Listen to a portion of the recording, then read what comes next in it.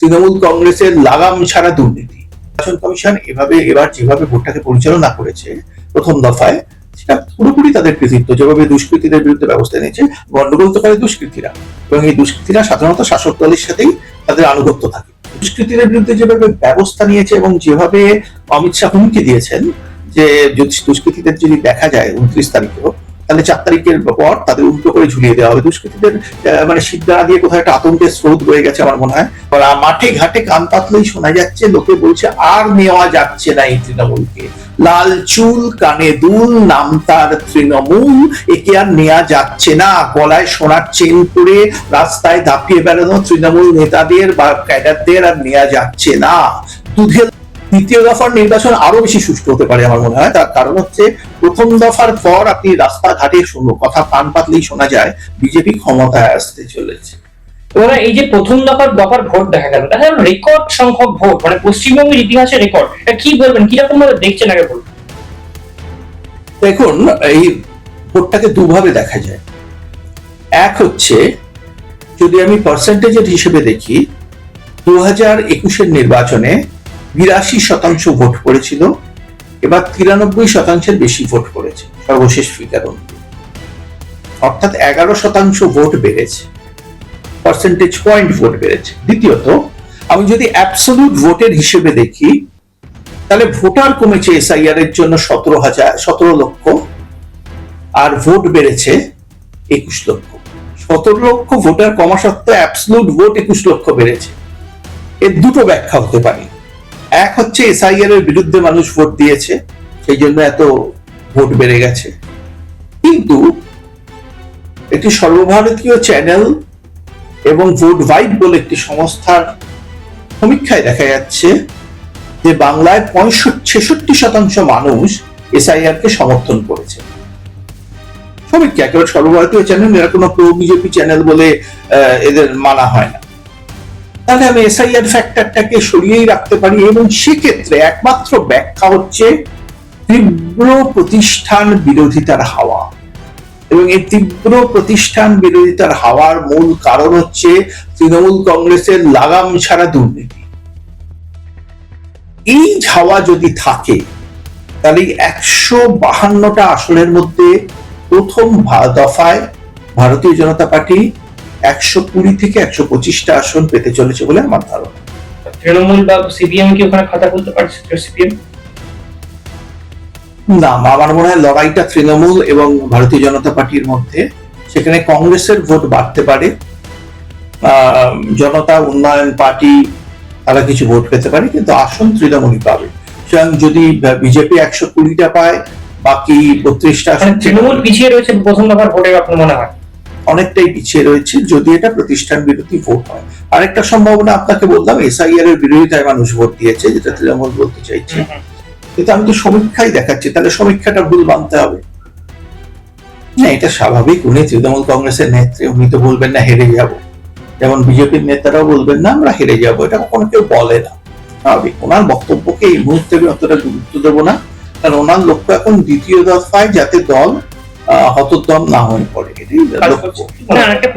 নির্বাচন কমিশনের কৃতিত্ব আমি বলবো। নির্বাচন কমিশন এবার যেভাবে ভোটটাকে পরিচালনা করেছে প্রথম দফায়, সেটা পুরোপুরি তাদের কৃতিত্ব। যেভাবে দুষ্কৃতীদের বিরুদ্ধে ব্যবস্থা নিয়েছে, গন্ডগোল তো করে দুষ্কৃতীরা, এবং এই দুষ্কৃতীরা সাধারণত শাসক দলের সাথেই তাদের আনুগত্য থাকে। সিপিএম আমলে সিপিএম এর প্রতি থাকতে এখন তৃণমূলের প্রতি থাকে। দুষ্কৃতীদের বিরুদ্ধে যেভাবে ব্যবস্থা নিয়েছে এবং যেভাবে অমিত শাহ হুমকি দিয়েছেন যে দুষ্কৃতীদের যদি দেখা যায় 29 তারিখেও, তাহলে 4 তারিখের পর তাদের উল্টো করে ঝুলিয়ে দেওয়া হবে। দুষ্কৃতীদের মানে শিবদানা দিয়ে কোথাও একটা আতঙ্কের স্রোত বয়ে গেছে আমার মনে হয়, তারাও ভয় পেয়ে গেছেন এই হাওয়া দেখে। তো এই ভোটের হার 93%-এর বেশি এটা প্রথম দফায়। দ্বিতীয় দফায় যদি 95% অতিক্রম করে যায়, আমি আশ্চর্য হব। রাজনৈতিক নেতা রাজনৈতিক বক্তব্য রেখেছেন, স্বাভাবিকভাবেই এই ধরনের বক্তব্য দলকে উজ্জীবিত করতে ওনাকে রাখতে হয়। একইভাবে বিজেপির যারা নেতা তারাও একই ধরনের বক্তব্য রাখবেন, কিন্তু বাস্তবটা অন্য কথা বলছে। অভিষেক বন্দ্যোপাধ্যায়ের বক্তব্যের থেকে তথ্য অন্য কথা বলছে। 11% পয়েন্ট ভোট বাড়া, অ্যাবসলিউট ভোটারের সংখ্যা বেড়ে যাওয়া, যেখানে টোটাল অ্যাবসলিউট ভোট দাতাদের সংখ্যা বেড়ে যাওয়া, যেখানে ভোটার কমেছে, এটা কিন্তু ইঙ্গিত করে প্রতিষ্ঠান বিরোধী হাওয়ার দিকে। এই ভোটটা তাহলে আপনি বলছেন তৃণমূলের বিরুদ্ধে পড়েছে? যারা প্রতিষ্ঠান তাদের বিরুদ্ধে পড়েছে, প্রতিষ্ঠান তো তৃণমূল, সেটার সম্ভাবনাই বেশি। আমি দ্বিতীয় সম্ভাবনাটা উড়িয়ে দিচ্ছি না, এসআইআর এর বিরুদ্ধে ভোট, কিন্তু আমি সমীক্ষা দেখে আপনাদের বলছি যে এসআইআর এর সমর্থনে মানুষ আছে, এবং আমিও বহু লোকের সাথে কথা বলেছি যাদের এসআইআর এর নাম বাদ যায়নি, তারাই তো ভোট দিতে পারবেন। যাদের নাম বাদ গেছে তারা বিরুদ্ধে, যাদের বাদ যায়নি তারা এসআইআর কে সমর্থন। দ্বিতীয় দফার নির্বাচন আরো বেশি সুষ্ঠু হতে পারে আমার মনে হয়। তার কারণ হচ্ছে প্রথম দফার পর আপনি রাস্তাঘাটে কথা কান পাতলেই শোনা যায় বিজেপি ক্ষমতায় আসতে চলেছে, এবং ফিগারও সেই কথাই বলছে, আমি যেটা আপনাকে এক্সপ্লেন করলাম। তো দুষ্কৃতীরা এবার আরো বেশি মাঠে ময়দানে নামতে ভয় পাবে, এবং দুষ্কৃতি মুক্ত যদি নির্বাচন হয় তাহলে ভোটের হার বাড়বে ও নির্বাচন আরো সুষ্ঠুভাবে হবে। এটি স্বাভাবিক। প্রথম হচ্ছে পুলিশের বিরুদ্ধে পদক্ষেপ নিয়েছে, কারণ এখানে সর্ষের মধ্যেই ভূত ছিল। পুলিশ দুষ্কৃতীদের মদত দিচ্ছিল বলে আরজি করের মতো ঘটনা কলকাতার বুকে ঘটতে পারে। মনে রাখবেন, আরজি করে যিনি খুন এবং ধর্ষণ পুলিশেরই সিভিক ভলেন্টিয়ার, আদালতের রায়ে প্রমাণিত হয়েছে। এবং পুলিশ যে দুষ্কৃতি এক হয়ে গেছে, মিলেমিশে এক হয়ে গেছে, অর্থাৎ দুষ্কৃতির অন্য নাম পুলিশ, পুলিশের অন্য নাম দুষ্কৃতি হয়ে গেছিল। পুলিশের বিরুদ্ধে পদক্ষেপ নেওয়ার যখন সাহস নির্বাচন কমিশন দেখিয়েছে, সেটা ছিল প্রথম পদক্ষেপ। দ্বিতীয় পদক্ষেপ ছিল দুষ্কৃতীদের বিরুদ্ধে পদক্ষেপ নেওয়ার উদ্যোগ নেওয়া। তারা চেষ্টা করেছিল বহু দুষ্কৃতীকে অ্যারেস্ট করতে। তৃণমূলের উদ্যোগে এই দুষ্কৃতীদের অ্যারেস্ট এড়ানো গেছে, কোর্ট স্টে দিয়েছে, কিন্তু দুষ্কৃতীরা ভয় পাচ্ছেন অমিত শাহ হুঙ্কার শুনে যে যদি বিজেপি ক্ষমতায় আসে তাদের কপালে অশেষ দুঃখ আছে। তো সেই জন্য আর তারা এগোতে ভয় পাচ্ছেন। তৃণমূল কংগ্রেস কোর্টে গিয়ে দুষ্কৃতীদের পক্ষ নিয়ে লড়াই করেছে ঠিকই, কিন্তু এর ফলে মানুষের মধ্যে একটা ধারণা তৈরি হয়েছে যে দুষ্কৃতীদের পক্ষে তৃণমূল, অর্থাৎ দুষ্কৃতীদের ভোটেই তৃণমূল যেতে, তাহলে দুষ্কৃতীদের সমর্থন কেন করছে? ফলে তৃণমূল বিরোধী যে মানসিকতা সেটা আরো তীব্র হয়েছে। মাঠে ঘাটে কান পাতলেই শোনা যাচ্ছে, লোকে বলছে আর নেওয়া যাচ্ছে না এই তৃণমূলকে।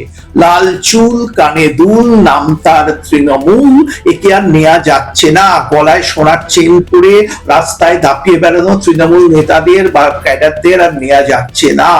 দুধেল গাইদের তৃণমূলের আর নেওয়া যাচ্ছে না। দুধেল গাইদের জন্য একটা আইন আর অন্যদের জন্য একটা আইন, এটা নেওয়া যাচ্ছে না।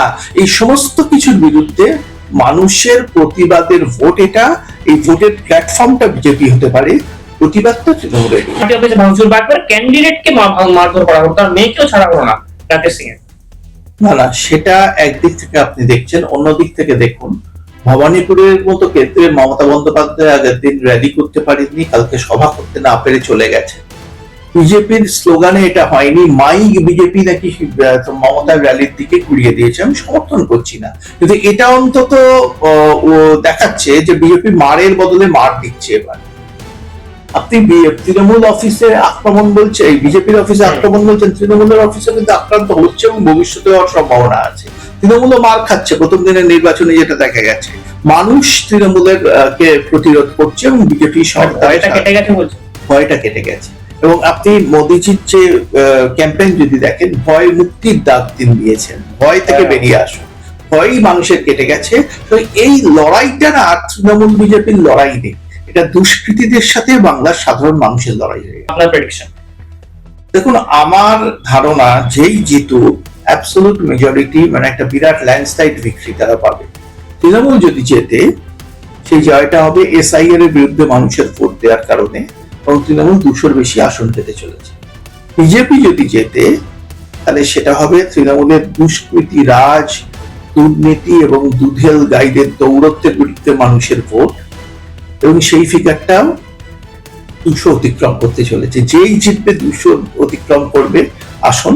আমি এই মুহূর্তে দাঁড়িয়ে প্রথম দফার পর বলবো অ্যাডভান্টেজ বিজেপি। মানে পরিবর্তন কি হতে চলেছে? পরিবর্তন অলরেডি হয়ে গেছে। পরিবর্তনটা বহাল থাকে কিনা, মানে প্রথম দফায় তো পরিবর্তন স্পষ্ট চোখে পড়েছে। পরিবর্তন মানে কি? পরিবর্তন মানে কে জিতলো কে হারলো নয়। ওই পরিবর্তন মানে হচ্ছে বাংলায় ভোটে একজন মানুষেরও মৃত্যু হয়নি। একজন কংগ্রেস কর্মীর মৃত্যু হয়েছে ভোটের পরের দিন, খুবই দুর্ভাগ্যজনক, কিন্তু ভোটের দিন একজনেরও মৃত্যু হয়নি। মৃত্যুহীন ভোট, এটাই পরিবর্তন। এবং মৃত্যুহীন ভোট মানে ভয়ের পরিবেশ সরে যাচ্ছে, এটাই পরিবর্তন। বাংলায় প্রথমবার প্রকৃত পরিবর্তনের একটা আলো দেখা যাচ্ছে। পরিবর্তনের ধারাটা দ্বিতীয় দফায় বজায় থাকে কিনা এটাই দেখা।